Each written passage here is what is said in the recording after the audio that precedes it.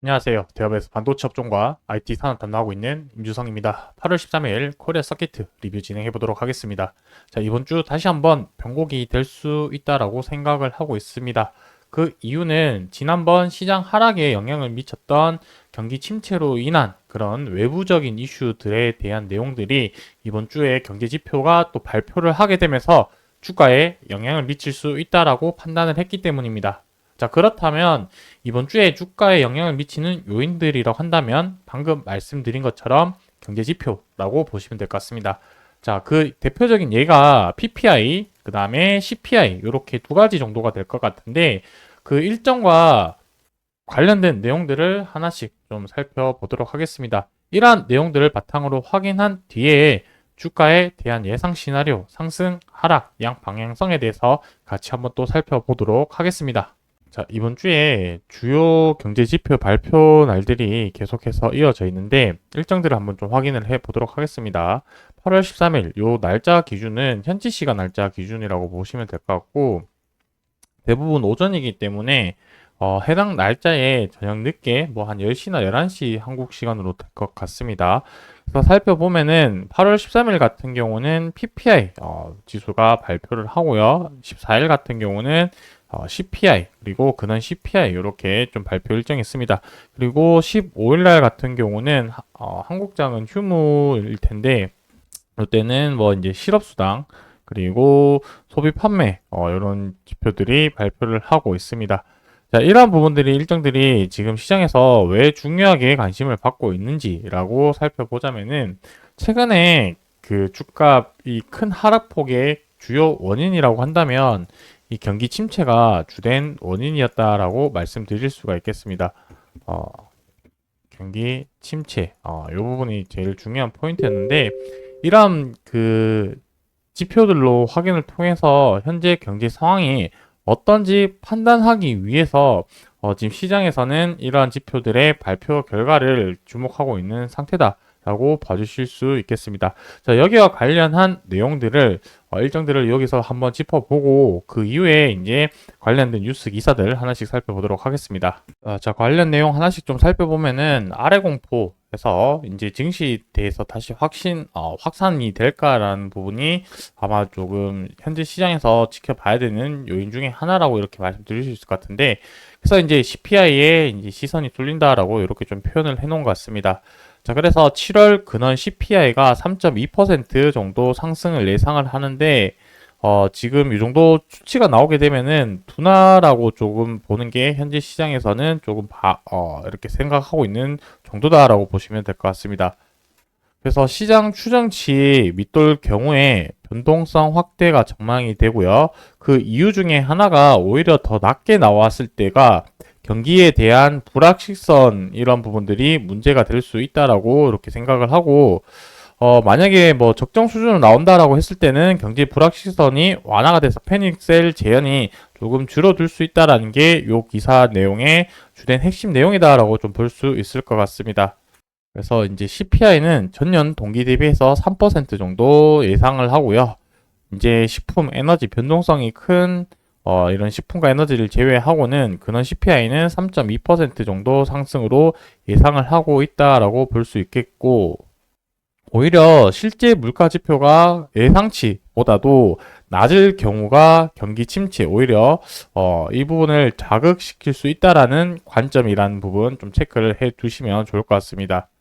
자, 그리고 이제 3년 기대 인플레이션이 2.3% 수치로 나오게 되면서 최저치가 좀 달성했다라는 부분이 의미 있는 기사가 나오게 되었는데 결국에 인플레이션, 이제 미래에 대한 기대 인플레이션 자체가 2% 수준으로 떨어졌다라는 거는 우리가 여기서 어떤 관점으로 연결시켜서 생각을 해볼 수가 있냐면 연준의 금리 인하가 조금 더 할 수 있는 명분을 만들어 주지 않을까라고 생각을 하고 있습니다. 이전에는 연준에서 항상 어떤 스탠스를 취했냐면 우리가 금리 인하해야 될 이런 지표들이 없다라고 계속 얘기를 했었는데 결국에 제일 중요한 지표 중에 두 개 중에 하나인 인플레이션, 이 소비자 물가 지수 부분이 될 거고요. 나머지 하나는 고용 지표일 텐데 이 기대 인플레이션 통해서 뭐 소비자 물가 지수라든지 이제 고용 지표가 거기에 맞물리는 결과가 나올 거라고 생각을 하고 있습니다. 그렇기 때문에 이러한 수치는 되게 유의미하다라고 생각이 들고요. 그래서 이제 뭐 최근에 이제 9월 달에 금리 인하 부분은 거의 기정사실화라고 좀 봐야 되겠죠. 근데 일부 시각에서는 앞서 말씀드린 것처럼 이런 기대 인플레이션이 계속해서 줄어들고 있고 경기 침체에 대한 우려감을 해서 계속 B컷을 해야 된다. 0.5% 정도 인하를 해야 된다라는 얘기가 나오고 있는 상황인데 이 부분에 대해서는 어떤 식으로 흘러갈지 부분에 대해서는 조금 더 아직 좀 지켜봐야 되는 시점이라고 생각을 하고 있습니다. 0.25%포인트만 인하를 할지 아니면 B컷인 0.5%를 할지는 조금 더 지켜보면서 시장의 흐름을 좀 지켜봐야 될 것 같고 현재까지는 지금 올해까지 계속해서 금리 낮추는 방향으로 지금 예상치도 되어 있습니다.